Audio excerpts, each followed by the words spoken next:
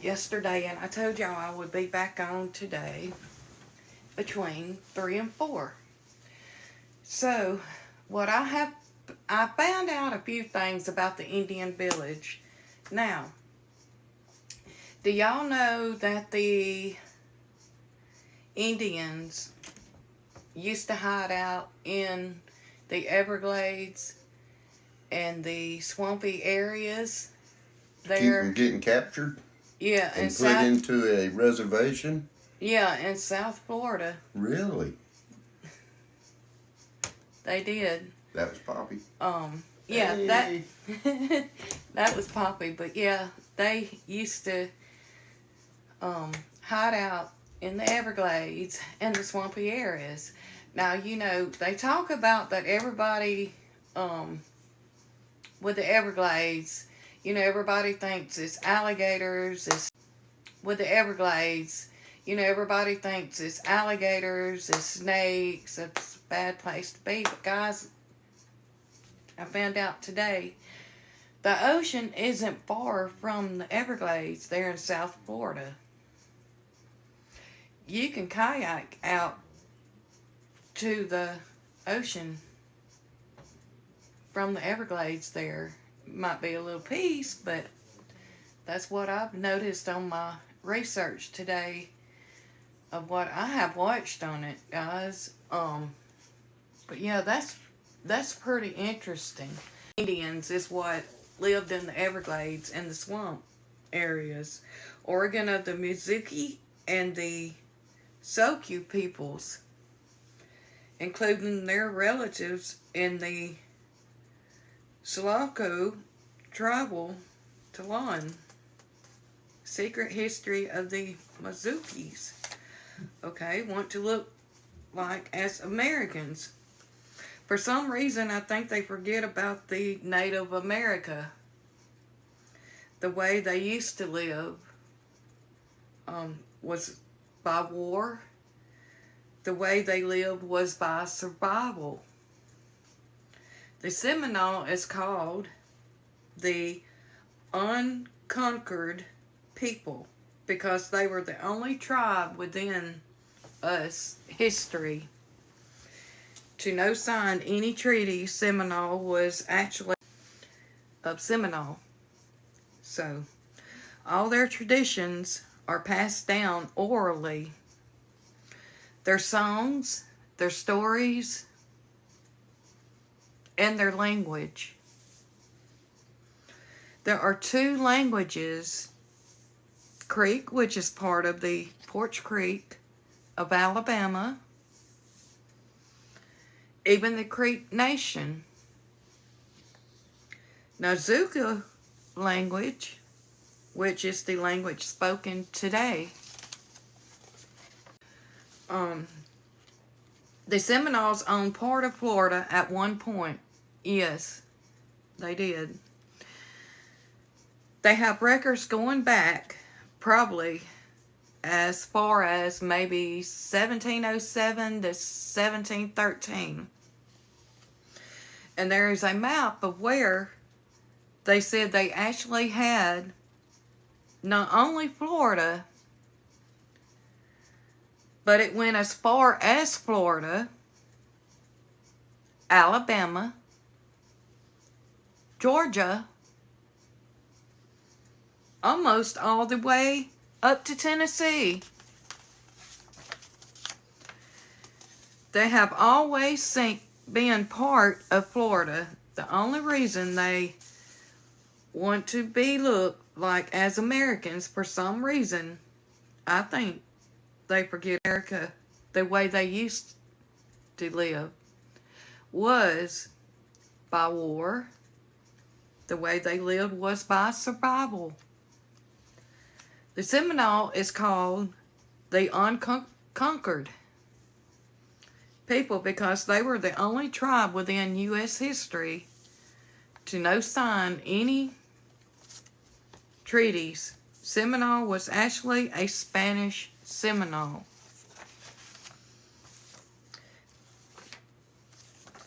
Did the Seminoles own part of Florida at one point? Yes, they did. They have records going back probably as far as maybe 1707, 1713, guys. And there's a map of where they said they actually had not only Florida, and there's a map of where they said they actually had not only Florida, but it went as far as Florida, Alabama, Georgia, almost all the way up to Tennessee. So, what I got on here about was we were trying to figure out the meaning of the Indian village. The meaning of the signs being so far spreaded out throughout South Florida. Now, I have come to find out that they Everglades National Park.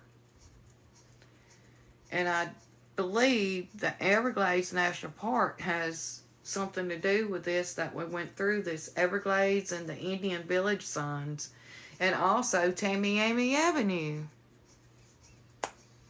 So the Tamiami Avenue that we had gotten on has been updated today. It's, I think, the Miami kind of, but now I've also watched where the reason you can't live in the Everglades, most people are around the area, is because they have a gang that comes in from Miami, and people that tries to live there can't keep nothing outside. Nope. Look up the reason why no one lives in the Everglades, and you will find that story on YouTube. The reason why no one lives in the Everglades is because of not being able to keep anything. Even the bears not being able to keep anything. Even the bears get into their trash when they put their trash out. So yes, this is bears there too, guys. Yep. So yeah, so that's a very interesting story there. And I'm proud I got pictures of the street signs, the Indian villages. And I also have pictures of the Everglades. Beautiful, beautiful place. Now, y'all, how would somebody live in the Everglades? Because they said it tend to flood when it rains a lot. So, I mean, you got to think about, back then, where did the Mizukis live? Where did they find their higher ground? And even so, when they did find the higher ground, they had to make their own way. They didn't have help. The Mizukis didn't have help. But now,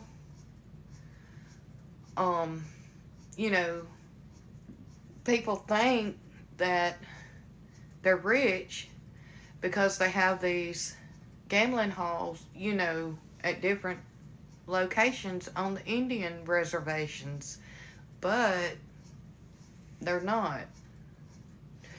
It's just they're living, for, they all went in together to have it. Because Mizukis live, where did they find their higher ground? And even so, when they did find the higher ground, they had to make their own way. They didn't have help. The Mizukis didn't have help. But now,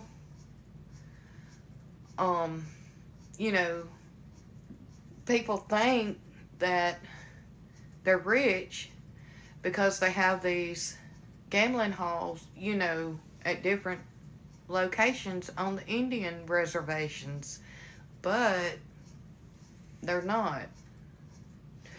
It's just they're living, you know, for, you know, they all went in together to have it. You know, the Mazuka Indians. I can't hardly say their name right, but yeah, they used to live in the Everglades and the swampy areas, and I don't know how they did it, but they said they had kayaks too. They took these trees on logs and they had built their canoes in the Everglades to get to other parts of the land and stuff. But they had built their own little boats, their canoes, to hover over the water to, you know, get whatever they needed. And they did hate going into town when they did go. Another interesting thing is they have the Indian, the Everglades National Park. You can go there to the Everglades National Park and find different stuff that they do, and they have like the shops and the Indians set up doing stuff and making their clay or whatever they do. They make the homemade bread, different stuff like that.